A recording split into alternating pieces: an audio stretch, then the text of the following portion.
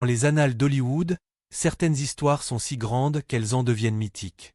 Mais derrière chaque mythe se cache une vérité, souvent plus sombre et plus complexe que le glamour qu'elle projette.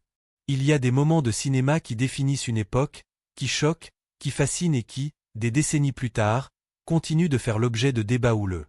Basic Instinct est l'un de ces films.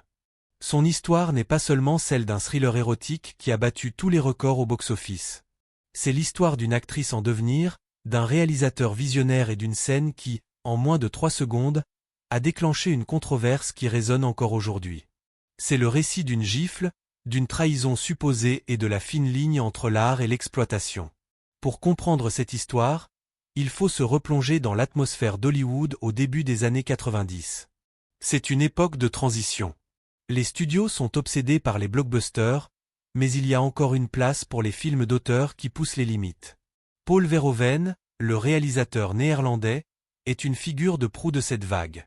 Après avoir choqué les puristes avec ses satires brutales comme Robocop et Total Recall, il est l'homme de la situation pour un projet qui promet d'être à la fois commercialement viable et artistiquement provocateur. C'est ce projet qui va le propulser, lui et sa vedette, vers une gloire aussi soudaine que controversée. Mais avant de devenir un phénomène, Basic Instinct a été un scénario. Écrit par Joe Estera, un homme dont la réputation sulfureuse était aussi grande que ses cachets, le script était une force de la nature. Estera était connu pour son style d'écriture audacieux et ses descriptions graphiques. Il avait une passion pour les personnages complexes et les intrigues qui brouillent les frontières entre le bien et le mal, et dans Basic Instinct, il a trouvé son chef-d'œuvre. Le scénario était si chaud qu'il a déclenché une guerre d'enchères entre les studios, avec Carolco Pictures emportant finalement les droits pour la somme astronomique de 3 millions de dollars. Une somme qui témoignait de l'énorme potentiel commercial et de la nature révolutionnaire du projet. La production, cependant, n'a pas été sans heurts. Le scénario a subi d'innombrables révisions, car Verhoeven et Estera se sont affrontés sur leur vision créative. L'un des points de discorde majeurs concernait une scène de sexe lesbien, qu'Estera jugeait inutilement exploitatrice et que Verhoeven jugeait essentielle pour la psychologie du personnage. Ce n'était que le début de leur désaccord. Un fossé qui se creusait entre la vision du scénariste et celle du réalisateur. Verhoeven, avec son œil de cinéaste et son approche souvent brutale, qualifiait certaines des suggestions d'Estera de vraiment stupides et a continué à repousser les limites de la narration et de la sexualité à l'écran. Mais l'histoire de Basic Instinct ne se résume pas à une querelle entre créateurs. Elle est centrée sur son actrice principale. Pour le rôle de Catherine Tramell, le personnage de la mystérieuse romancière bisexuelle qui est au cœur du film, le studio avait besoin d'une femme à la fois belle, intelligente, et capable de tenir tête à Michael Douglas, qui était alors au sommet de sa gloire. De nombreuses actrices de premier plan ont été approchées pour le rôle. Michelle Pfeiffer, Julia Roberts, Kim Basinger, Meg Ryan, toutes ont refusé. Soit elles étaient intimidées par le contenu explicite du scénario, soit leurs agents craignaient que le rôle ne les cantonne dans une certaine catégorie de personnages. C'est alors que Sharon Stone entre en scène. À l'époque, Stone n'était pas une inconnue, mais sa carrière était loin d'être un succès. Elle avait eu des rôles secondaires, notamment dans Total Recall, où elle avait déjà travaillé avec Verhoeven, mais elle luttait pour se faire un nom. On la considérait comme une actrice au potentiel non réalisé, une sorte de poupée qui n'avait pas encore trouvé son rôle. Mais Stone, avec la détermination d'une femme qui a connu plus de refus que de succès, a vu dans le rôle de Catherine Tramell une opportunité. Une opportunité non seulement de prouver qu'elle pouvait jouer un rôle complexe, mais aussi de prouver qu'elle pouvait être une icône. Son parcours vers le rôle a été un test de sa détermination. Elle a dû subir un processus d'audition qui s'est étalé sur plus de 8 mois et demi, une série d'épreuves physiques et émotionnelles. Son co-vedette, Michael Douglas, n'était pas convaincu au début.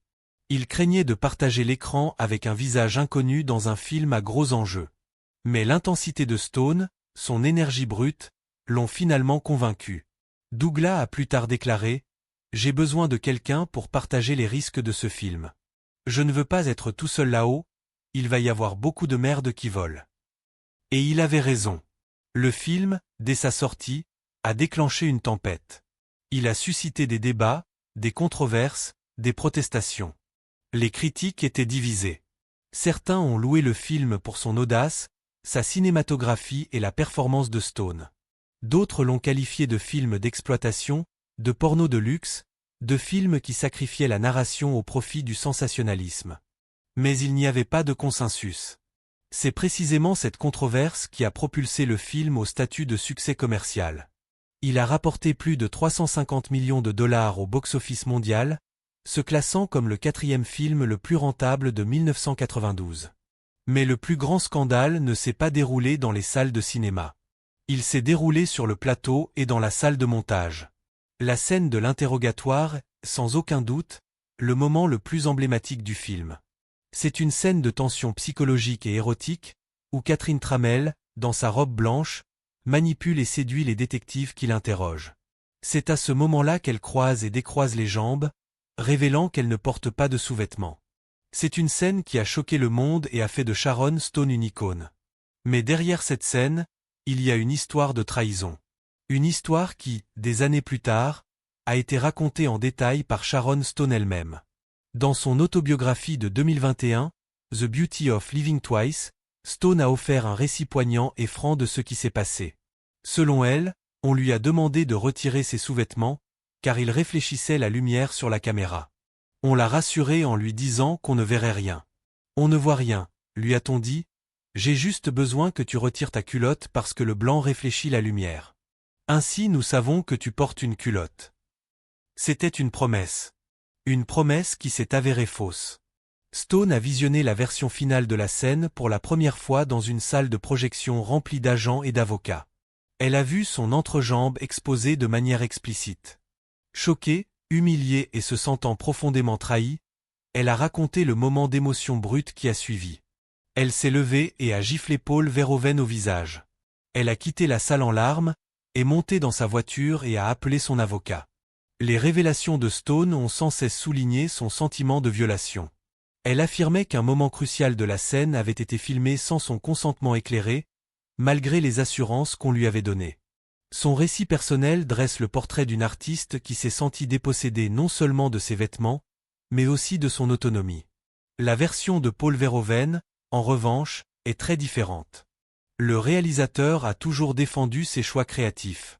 Il a affirmé que l'élément provocateur de la scène n'était pas seulement prémédité, mais aussi inspiré par un geste réel qu'il avait observé lors de soirées entre jeunes femmes. Verhoeven insiste sur le fait que Sharon Stone avait pleinement consenti à ce plan, affirmant qu'il était impossible qu'elle ignore la nature de la scène, car elle savait exactement ce que nous faisions. Ce point de vue reflète une croyance plus large dans la sacralité de la vision du réalisateur, où la finalité de l'expression artistique justifie les moyens employés pour la réaliser. Malgré leurs souvenirs divergents et les échanges houleux qui ont suivi, Verhoeven a également salué la performance de Stone, notant que le conflit n'a pas entaché leur relation professionnelle globale. Mais la controverse ne s'arrête pas là. D'autres voix se sont ajoutées au débat, ajoutant de la complexité au récit. Le scénariste Joe Estera, par exemple, s'est distancié des retombées. Bien que son scénario ait posé les bases de la narration, il a admis que la scène, bien que formidable, avait involontairement éclipsé les éléments complexes de film noir qui étaient essentiels à l'identité du film. Sa position suggère que l'effet choc, bien que d'une efficacité artistique, a finalement nui à la profondeur narrative, un sentiment qui trouve écho chez les critiques ayant réévalué le film ces dernières années. Les récits contradictoires entre Stone et Verhoeven incarnent un problème plus profond et systémique à Hollywood. Un manque de limites claires en matière de consentement et de traitement des acteurs, en particulier des femmes, dans des scènes qui repoussent les frontières du contenu explicite.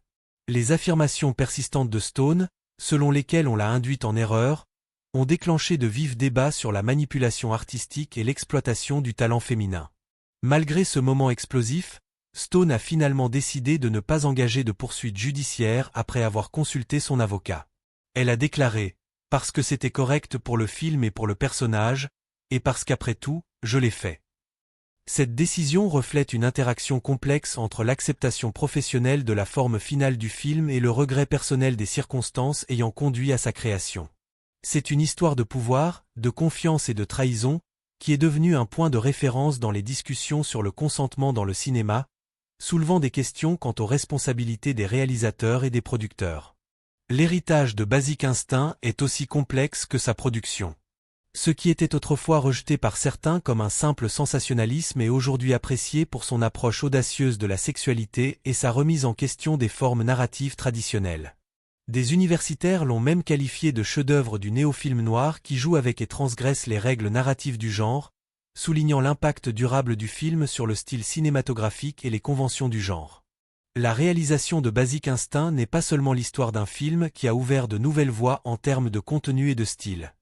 C'est aussi le récit de la montée d'une actrice qui a transformé l'approche hollywoodienne du cinéma provocateur dirigé par des femmes. Le casting de Sharon Stone est survenu à une époque où l'industrie hésitait à adopter des rôles audacieux et non conventionnels pour les femmes, notamment dans des genres dominés par des acteurs masculins et des intrigues sensationnalistes. Son acceptation intrépide d'un rôle que beaucoup de ses pairs évitaient a redéfini ce que signifiait être une femme de tête dans un thriller à enjeux élevés. La performance de Stone a résonné auprès du public précisément parce qu'elle incarnait un mélange puissant de vulnérabilité, de férocité intellectuelle et d'attrait énigmatique, autant de qualités qui ont fait de Catherine Tramell un personnage intemporel. Contrairement à de nombreux projets où le star power est assuré par une renommée préexistante, Basic Instinct était un risque calculé. Ce pari a porté ses fruits puisque l'interprétation de Stone a non seulement élevé la narration du film, mais a également défié l'industrie à reconsidérer les limites de l'érotisme et de l'expression artistique.